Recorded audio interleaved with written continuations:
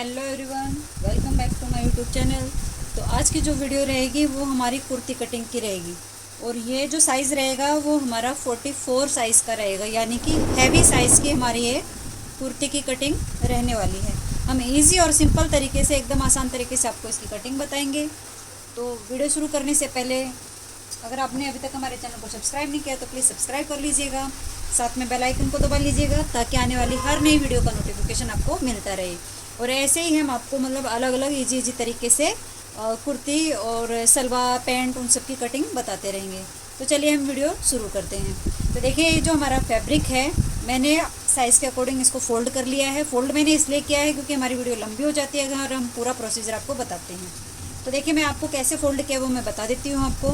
देखिए, मैंने 1 फोल्ड में ही किया हुआ है इसको, यानी कि ये 2 फोल्ड। ये हमने सिर्फ एक ही पार्ट को यहाँ पे फोल्ड करके रखा है। ये ओपन वाला हिस्सा है और ये बंद वाला हिस्सा, यानी कि ऑन फोल्ड जो साइड है वो मैंने मेरे साइड में रखा हुआ है। तो देखिए, अभी इसका मैं मेजरमेंट आपको बता देती हूँ। इसका जो मेजरमेंट है वो है हमारा, इसकी लेंथ जो है वो 38 है, चेस्ट इसकी 44 है, कमर इसकी 42 है, हिप इसका 50 है। स्लीव्स की कटिंग हमारी 6 इंच पे रहेगी और यहाँ पे जो हमारा शोल्डर है वो 14 है, आर्म होल 17.5 है। पीछे का गला हम 6 इंच का बनाएंगे, आगे का आप 7 या 7.5 इंच का अपने मर्जी के अकॉर्डिंग बना सकते हैं। अगर आप भी 6 इंच का गला बना रहे हो और आपका ये साइज़ है या फिर थोड़ा सा अलग है तो आप उसके अकॉर्डिंग इसको बना सकते हैं। तो देखिए, सबसे पहले तो हमारा जो फैब्रिक है ना, उसको हमें नीचे से सीधा करना रहेगा। तो ये फैब्रिक है मेरा, मैंने इसको यहाँ से नीचे से सीधा कर लिया है। फिर उसके बाद हमें क्या करना है, उसके बाद देखिए, जो भी अपनी लेंथ है उसमें से हमें 2 इंच एक्स्ट्रा लेना रहता है।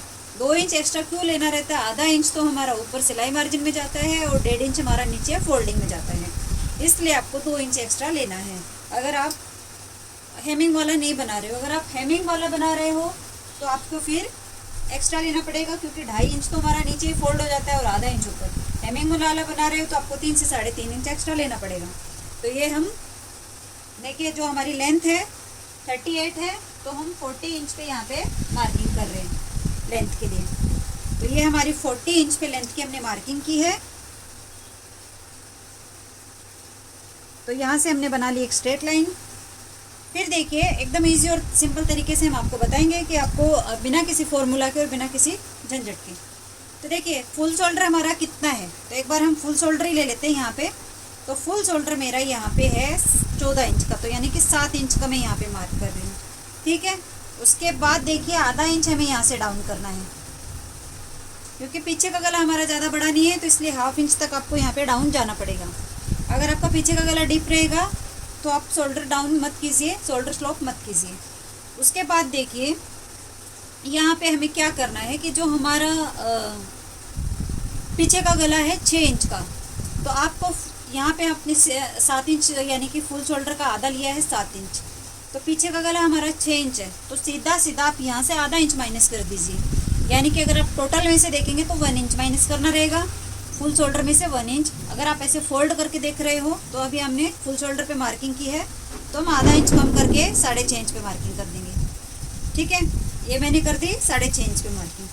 अभी देखिए, आर्म होल आपको कितना लेना है, तो पहले जो हमने डाउन किया है ना, उसको हमें यहाँ पे जो हमारी नेक की विड्थ रहती है ना स्टैंडर्ड 2.5 इंच तक, वहाँ तक इसको ऐसे मिला देना है। फिर देखिए, आधा इंच जहाँ से हमने डाउन किया है ना, यहाँ से हमारा 6.5 इंच जहाँ से आ रहा है, वहाँ से हमें आर्म होल के लिए मार्क करना है।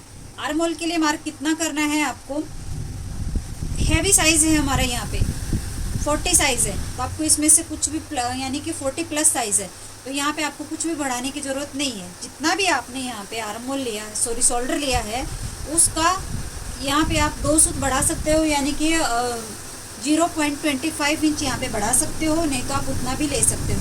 तो देखिए, मैं यहाँ पे 6.25 इंच पे मार्किंग कर रही हूँ, यानी कि मैंने 2 सूत यहाँ पे बढ़ा लिया है।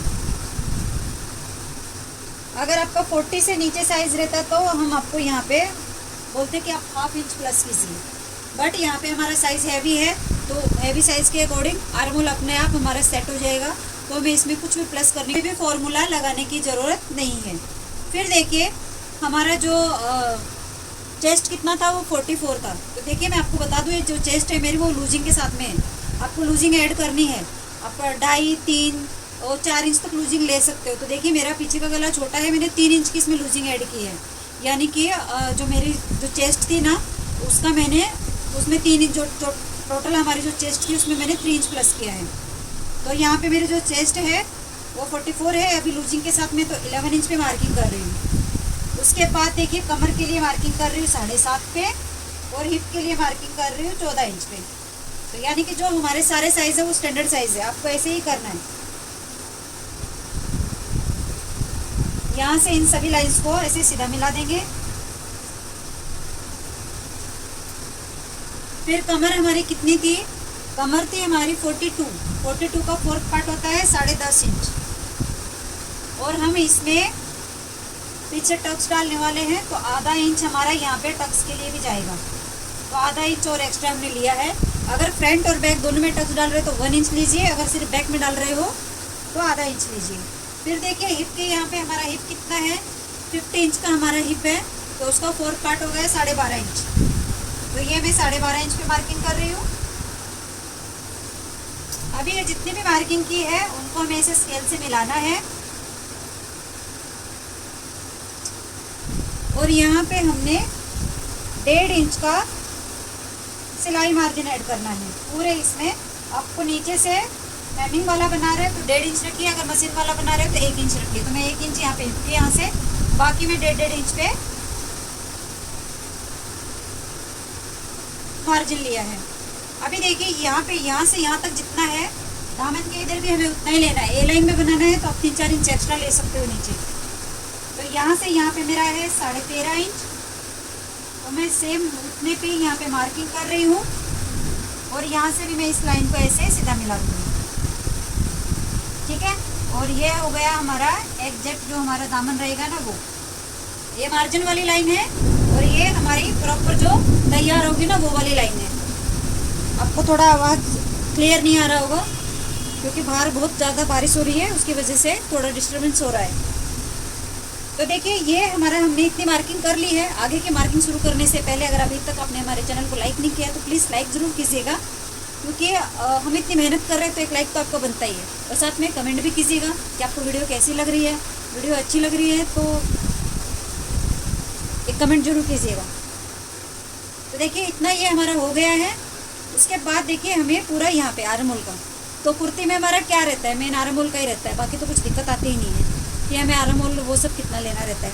तो देखिए अभी मैं फ्रंट और बैक दोनों का एक ही इसमें बताने वाली हूँ, ताकि फ्रंट और बैक अलग अलग कटिंग करके नहीं बताऊँगी, सिर्फ इसी हिस्से में मैं फ्रंट और बैक दोनों का आपको एक्सप्लेन कर दूँगी। तो देखिए यहाँ से कितना है, 6.5 इंच लिया था, तो यहाँ पे आधा इंच बढ़ा के 7 इंच पे मार्किंग कर लेंगे। तो ये ले लिया मैंने 7 इंच पे मार्किंग, और यहाँ पे इसको ऐसे मिला दिया, ठीक है। तो यहाँ तक तो आपको समझ में आ गया होगा। तो देखिए अभी आगे क्या करना है हमें, यहाँ पे देखिए आपको क्रॉस कितना लेना है, अगर उसमें अगर आपको दिक्कत, तो देखिए यहाँ पे हमें बैक क्रॉस के लिए कितना जाना है, यानी कि जो क्रॉस मार्किंग जो रहती है ना बैक की, हमें कितने पे गोलाई देनी है और फ्रंट की कितने में देनी है, वो कन्फ्यूजन रहता है। तो उसी कन्फ्यूजन को दूर इस वीडियो में हम आपको करके दिखाएंगे। आपको कोई भी यहाँ पे मतलब ऐसे करने की ज़रूरत नहीं रहेगी। सिंपली आपको क्या करना है, देखिए यहाँ पे कितना है, 4 इंच आ रहा है, फिटिंग की लाइन से लेके इधर तक कितना आ रहा है, 4 इंच।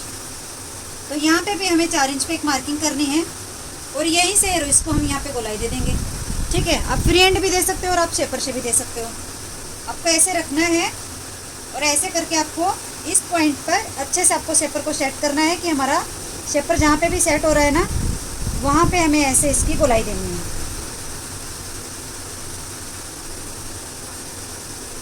तो देखिए हमारी गोलाई हो गई है। अभी हमें इसको मेज़र करके देखना है कि हमारा आर्म होल बराबर आ रहा है, कि यहाँ पे थोड़ा सा पॉइंट बन रहा है, इसको हम हल्का सा यहाँ पे शेप देंगे। आधा इंच ऊपर सिलाई मार्जिन का छोड़ते हुए हमें इसको ऐसे आधा इंच की दूरी पे माप करके देखना है कितना है। तो देखिए यहाँ पे जो हमारा आर्म होल है ना वो बराबर आ रहा है साइज के अकॉर्डिंग। तो मैं अभी आपको दिखाती हूँ कि हमारा ये जो बैक का है ना, यहाँ से गोलाई वाला मार्क हमारा कितने इंच पे गया है। तो देखिए ये मेरा गया है 1.25 इंच पे, ठीक है। आपको ऐसे ही गोलाई देनी है, आपको कोई भी दिक्कत नहीं आएगी। अगर आपका आर्म होल थोड़ा सा बड़ा हो रहा है तो आपको ऊपर से नहीं छाटना है। अगर हम ऊपर से छाटेंगे ना तो हमारी लेंथ कम हो जाएगी। आपको यहीं पे क्या करना है कि एक लाइन और ऐसे बना लेनी है यहीं के ऊपर, यानी कि जितना भी आपका आर्म होल बड़ा हो रहा है ना उसका आपको एक लाइन बनाना है यहाँ पे ऐसे। तो देखिए सपोज अगर मेरा आर्म होल आधा इंच बड़ा रहता है तो मैं यहाँ पे एक लाइन बनाती हूँ ये वाली, और यहाँ से मैं इसको ऐसे गोलाई देती हूँ तो मेरा आर्म होल यहाँ पे बराबर आएगा आधा इंच छोड़ते हुए। तो देखिए यहाँ पे जो मेरा आर्म होल है ना वो बराबर आया। आपको भी ऐसे ही आपका आर्म होल आपका माप करके देखना है। आपका अगर कोई भी आप फॉर्मूला जब अप्लाई करते हो ना तो भी अगर फॉर्मूला अगर आप अप्लाई नहीं करते हो ना तो भी आपको क्या करना है, आपको हमेशा जब आपका आर्म होल सेट हो जाए, आप आर्म होल की मार्किंग कर लो, तब आपको आर्म होल चेक करना है एकदम अच्छे तरीके से, तभी जाके आपकी प्रॉपर फिटिंग आएगी। तो देखिए यहाँ पे हो गया। अभी हमें जो फ्रंट वाला हिस्सा है ना उसके लिए मार्किंग करनी है। तो देखिए यहाँ पे मेरा कितना आ रहा है, बैक क्रॉस 14 इंच आ रहा है। तो हमें क्या करना है, ये जो लाइन है ना यहाँ से यहाँ तक हमें ऐसे सेंटर निकालना है इस लाइन का, और हमें क्या करना है आधा इंच, ये जो लाइन थी ना इससे हमें आधा इंच अंदर जाना है। अगर आपने फ्रंट और बैक क्रॉस का मेजरमेंट लिया तो बहुत अच्छी बात है, नहीं तो आपको ऐसे ही आधा इंच आगे आना है और आपको ऐसे देख लेना है। देखिए मेरा यहाँ पे 12 इंच है, तो रेंडमली हमारा फ्रंट जो क्रॉस रहता है ना वो इतना ही रहता है, 11, 11.5, 11 से नीचे नहीं जाता है। बहुत कम जो साइज़ रहता है उसी का 11 से नीचे जाता है, नहीं तो 11, 11.5, 12 इतने तक हमारा ये जो फ्रंट यहाँ से जो मिडल जो ये रहती है ना हमारा यहाँ से फ्रंट क्रॉस रहता है, और इसके अपोजिट बैक से हमारा बैक क्रॉस रहता है। तो यहाँ पे देखिए सिलाई मार्जिन भी जाएगा हमारा, और यहाँ से ऐसे इसको यहाँ पे शेप देना है और इसी को हमें यहाँ पे मिलाना है। आप फ्री हैंड भी मिला सकते हो और आप ये जो शेपर है ना उससे भी मिला सकते हो। तो देखिए मैं आपको फ्री हैंड ही इसको आपको बता रही हूँ।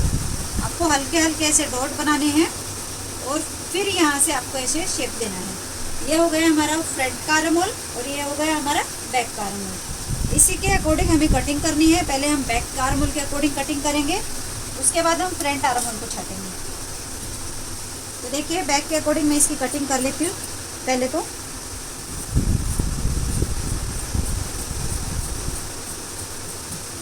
अगर आपका और भी हैवी साइज रहता है ना तो आप माइनस भी कर सकते हैं आर्म होल को, बट आपको 6 इंच से नीचे आर्म होल भी नहीं जाना है। 6 इंच तो आपको रखना ही रखना है। 6 से 6.25 इंच के बीच में आप डीप वाला कोई भी हैवी साइज है उसका आर्म होल रख सकते हो।